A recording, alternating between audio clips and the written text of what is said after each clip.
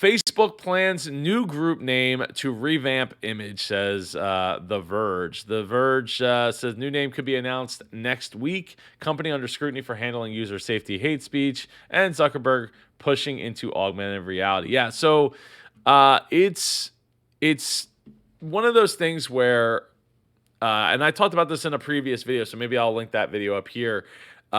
Is how should you save your fix your brand, or should you start a new brand? And in this case, Facebook is pretty stained. I don't know that changing the name is going to work out that well. You think about Comcast. People have historically hated Comcast. Even people who work at Comcast, I know plenty of people who have worked at Comcast and hate it. And what did they do? Well, they realized, people don't really like the name Comcast, and it has a kind of bad reputation. So what do they do?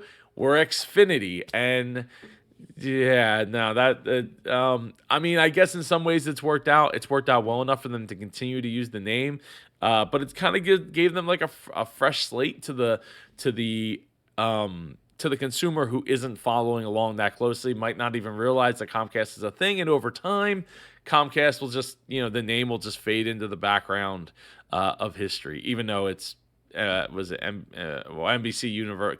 Comcast, NBC Universal, or whatever they're calling themselves today, is a thing. So, uh, I, I think Facebook probably should look at changing the name. But it's going to be tough. I mean, it's one of the most valuable names on the planet, and even Google, who changed, who created Alphabet, is still called Google for Google and for Google's sake. So, I don't think that was much as because Google has a bad reputation as much as like say a Comcast or a Facebook, but we will see.